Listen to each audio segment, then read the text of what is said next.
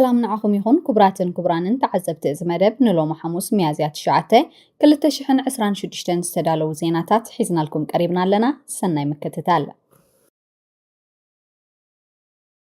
حزب الله أبدو بليبانوس نزركبو سراويت إسرائيل كم زوغع قليتم رويترز أبزوت أوت أبزاب لومي قجل حزب الله أبدو بليبانوس أبتركب تايبه زيتبهالت عدي أوشت أحد جزات عقيبهم نزنبرو سراويت إسرائيل بدرون كم زوقعه أفليتهم اتقجل قديمو أبزوت أو مجلتي أبتا ختمان التركب نامرز عينتا نا إسرائيل وتهدراو موقع عزياز خونت زيت عتقت ميكينا بمسائل كم زوقعه قليت اللهم نقود أسم الكتكن كساب حجي زوتات أبصابيلن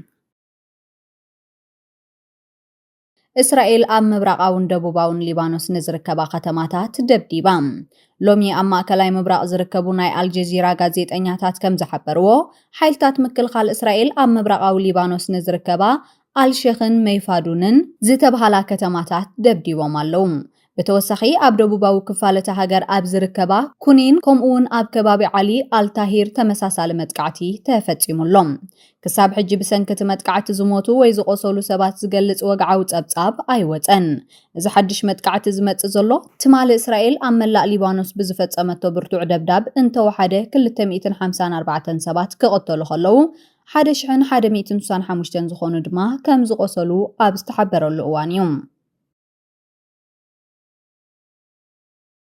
باكستان نت إسرائيل قبل على ليبانوس تفتصمو زلا متقعتي بترخونينا عرب نيوس أبزوت أوت أبصاب منجست باكستان تمال حموس أبزوت أو وقعو مقلتي إسرائيل قبل على ليبانوس تفتصمو زلا تخطاتا لمتقعتي بترخونين واللوم إذا متقعت زي نتأب تزوا سلام مرققا أن ممتع زقبر زلو تعرتات زعنك أف مخانو بمقلات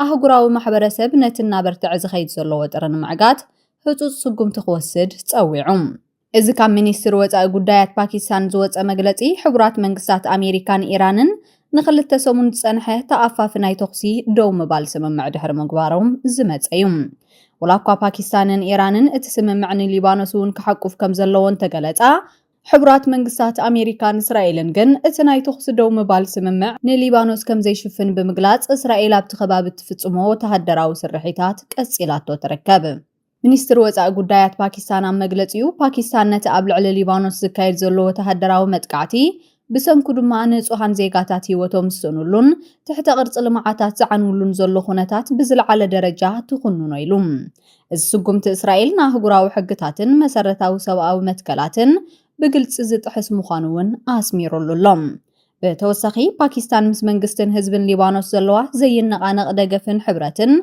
دغيما بمرغغاص نلو علاونت نغزااتاو حدنتن رغاتان اتا هاجر كمتدغف غليصام ليبانوس بسنكت بإيران زدغف عطو وجل حزب الله مس اسرائيل زلو وطري ننوي حوان ناي غونص ماكل كوينا مصنحا زفلطيوم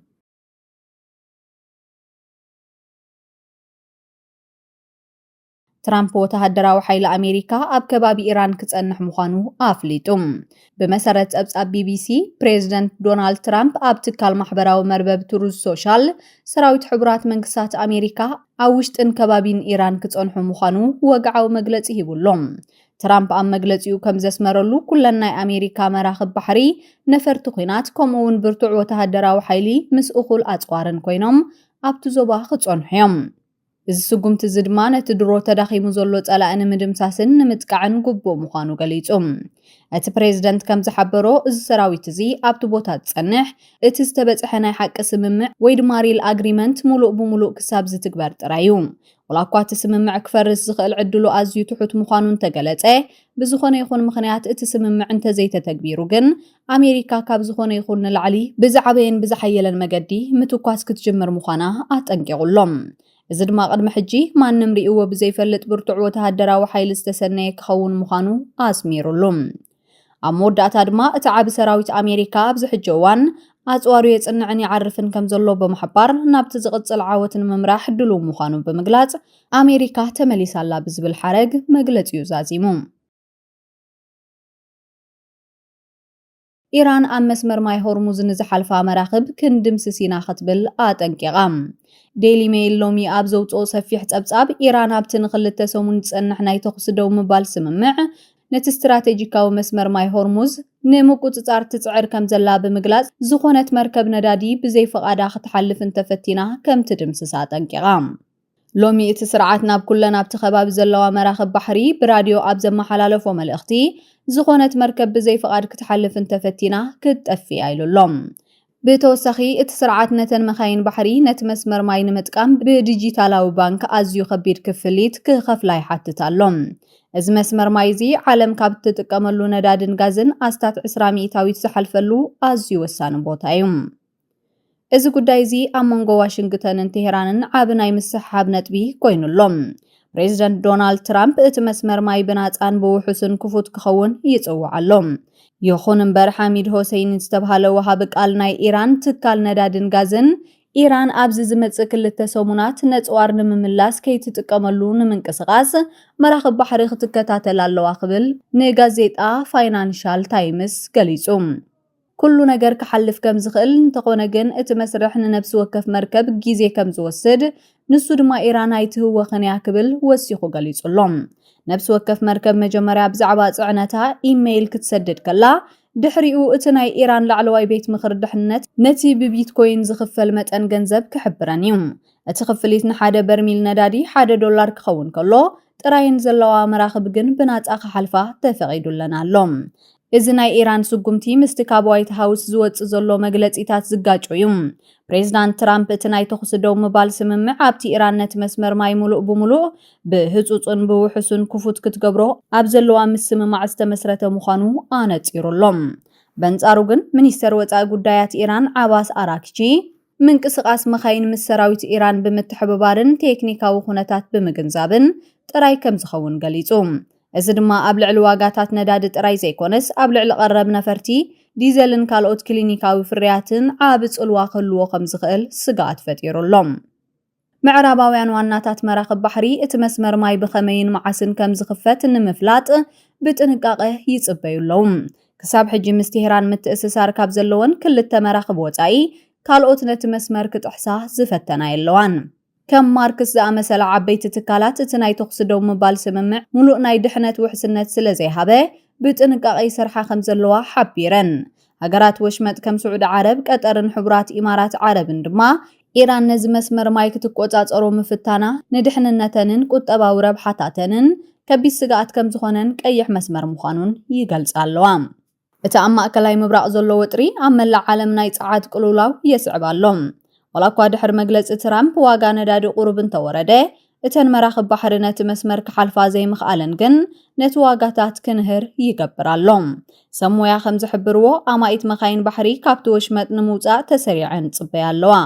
እዚ ድማ ከም መኪና ደው መበሊ ካር ፓርክ ኮይኑሎም ሕልሚ ዱባይ ይበታተናሎም ኣሽሓት ብሪጣናውያን እቲ ኣብ ዱባይ ዝነበሮም ናይ ቅሳነትን ሃብትን ሕልሚ ይበታተናሎ ካብቲ ኢራን ኣብቲ ዞባ ዘካየደቶ መጥቃዕቲ ንድሓር ሓደ ካብ 8 ነበርቲ ካብ ሕቡራት ኢማራት ዓረብ ይሃድሙ ምህላው ተገሊጹ በመሰረት ወግዓዊ ግምታት ኣስታት 30,000 ዝኾኑ ብሪጣናውያን ነባሮ ካብቲ ሃገር ወጽዮም ኣለው እዚ ድማ ነታ ነዊሕ እዋን ከም ውሕስትን ካብ ግብሪ ናጻን ዝኾነት ገነት ተባሂላት ትፍለጥ ሃገር ዓብ ወጥሪ ፈጢሩላሎም ቅድሚ ኩናት ምጅማሩ ኣስታት 240,000 ብሪጣናውያን ኣብ ሕቡራት ኢማራት ዓረብ ይነብሩ ነይሮም ካብዚኦም ግን ካብ 10 ክሳብ 15 ሚእታዊት ዝኾኑ ህዝቢ ነታ ሃገር ራሕሪሖም ኣለው ብዙሓት ድማ ብሰንኪ ስጋኣት ድሕነት ድሕርቲ ናይ ዕረፍቲ ጊዜኦም ንኸይምለሱ ወሲኖም ኣለው እዚ ብብዝሒ ካብቲ ሃገር ምውጻእ እቲ ንሰሙናት ዝቐጸለ መጥቃዕቲ ሚሳይላትን ድሮናትን ነቲ ዱባይ ኣብ ማእከል ወጥር ዘለዎ ዞባ ከም ውሕስቲ ማእከል ዝነበራ ምስሊ ክሳብ ክንደይ ከም ዘናወጾ ዘርኢ ዱባይ ነዊሕ እዋን ከም ቦታ ፀሓይ ትሑት ግብሪ ከምኡን ካብ ናይ ማእከላይ ምብራቕ ጎንጽታት ርሒቓት ትርከብ ውሕስቲ ከተማ ተባሂላ ትጥቀስ ነይራ ሕጂ ግን እዚ ተስፋዚ ኣብ ትሕቲ ዓብ ጥርጣረ ወዲቑሎም ነባሮ ብሪጣናውያን ድሕርቲ ኣብ ልዕሊ ዱባይ ዝዘነበ ሚሳይላት ንዱባይ ንሓዋሩ ይርሕርሕዋ ከም ዘለዉ ይዛረቡለው ገለ ካብኣቶም እቲ ውቃብኣ ተቐንጢጥዩ ዱባይ ድሮ ኣብ ቂዓያ ክብሉ ይገልጹ ኣብታ ከተማ ብሰንኪ ዝተፈጸመ መጥቃዕቲ እንተወሓደ 6 ሰባት ክቕተሉ ከለዉ ኣማኢታ ሸሓት ነባሮን ቱሪስትን ድማ ሃዲሞም ኣለው እዚ ስጋኣት እዚ ኣብያተ ትምህርቲ እውን ጸሊይዎሎም ብዙሓት ተምሃሮ ዕረፍቲ ድሕሪ ምውሳዶም ናብ ክፍሎም ኣይተመለሱን። ኣብ ክንድኡ ድማ ካብ ዓዲ እንግሊዝ ኮይኖም ብኢንተርኔት ትምህርቶም ይከታተሉ ኣለዉ። ገለ ስድራቤታት ድማ ንደቆም ኣብ ብሪጣንያ ኣብ ዝርከቡ ናይ ግሊ ኣብያተ ትምህርቲ ድሮ ኣመዝጊቦም ኣለዉ። ከም ኒጀልያ ዝተባሃለ ናይ ድሕነት ኣማኻሪ ዝገለጾ ብዙሓት ብሪጣንያውያን ንጭንቀቶም ንምንካይን ናይ ቆልዑ ክንክን ንምርካብን ናብ ዓዶም ተመሊሶም ኣለዉ። ወላኳ መንግስቲ ሕቡራት ኢማራት ዓረብ እቲ ናይ ምክልኻል ኣየር ስርዓቱ ንመብዛሕትኡ ሚሳኤላት ይወቕዖ ከም ዘሎ ብምግላጽ ነባሮ ከረጋግእ እንተፈተነ እቲ ብተደጋጋሚ ዘጋጥም ዘሎ መጠንቀቕታን ኣብ ሲቪላዊ ከባቢታት ዝወድቕ ዘሎ ሚሳኤላትን ግን ነቲ ኣብቲ ሃገር ዝነበረ ተኣማንነት ኣዳኺምዎ ኣሎ። እዚ ብብዝሒ ዝግበር ዘሎ ስደት ነታ ኣብ ናይ ወጻኢ ሰራሕተኛታት ትምርኮስ ከተማ ዓብ ቁጠባዊ ጸገም የስዕብ ኣሎ። ሓለፍቲ ስራሕ እታ ሃገር እቲ ኩናት ምስ ተወድአ ዱባይ ብዝሓየለ መገዲ ክትምለስ እያ ዝብል ተስፋ እኳ እንተሃለዎም ንግዚኡ ግን እቲ ቁጽሪ ናብ በንጻሩ እዩ ዘምርሕ ዘሎ።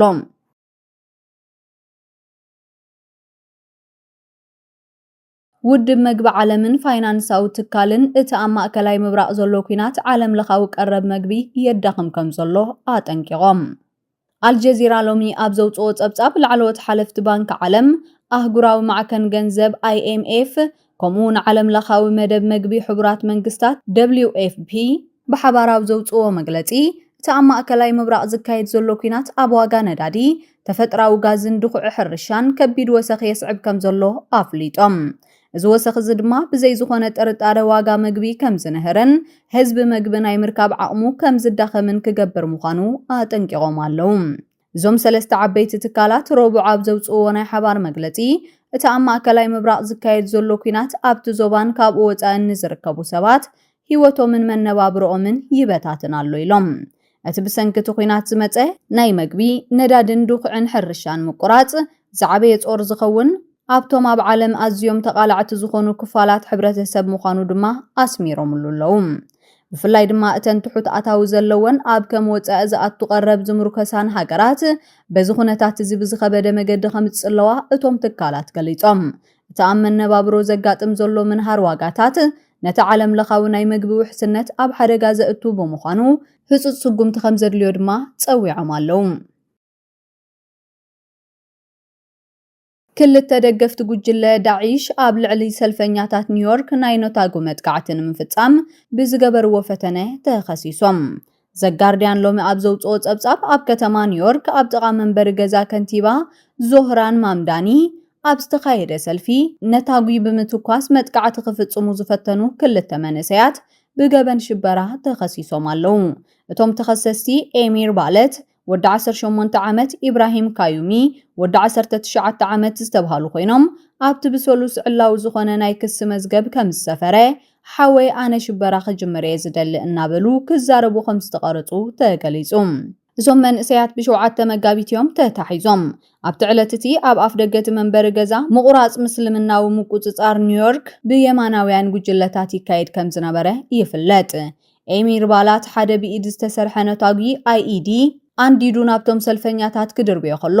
ኢብራሂም ካዩሚ ድማ ካልኣይ ነዳዲ ከም ዘረከቦ ኣብቲ ክስ ተጠቒሱሎም። ባላት ነቲ ካልኣይ ነታጊ ኣብ ጥቓ ፖሊስ ደርቢው ክሃድም ከሎዩ ምስ ብጻዩ ብኡ ንብኡ ኣብ ትሕቲ ቁጽጽር ውዒሉ።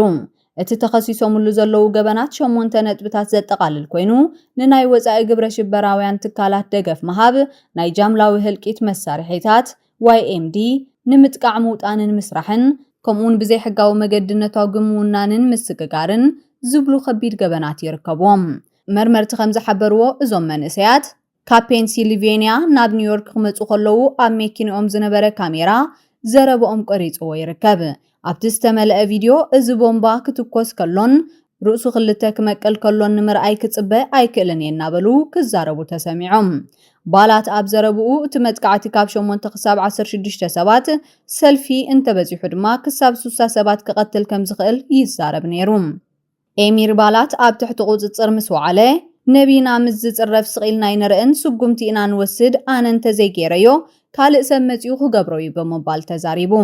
ብተወሳኺ ኣብ ወረቐት ንጎይታ ዓለማት ኣላህ ምስጋና ይኹኖ ንእስላማዊ መንግስቲ ተኣማንነተይ ይገልጽ ዝብል ጽሑፍ ከም ዝጸሓፈ ዓቃቢ ሕጊ ገሊጹሎም። እቶም መንእሰያት ብ15 ሚያዝያ ኣብ ቤት ፍርዲ ክቐርቡ ትጽቢት ይግበር። ክቡራትን ክቡራንን ንሎም ዝሓዝናዮም ዜናታት ነዞም ክትከታተልዎም ዝጸናሕኩም መስሉ ነይሮም ኣብ ቀጻሊ ብኻልእ መደብ ክሳብ ንራኸብ ሰላም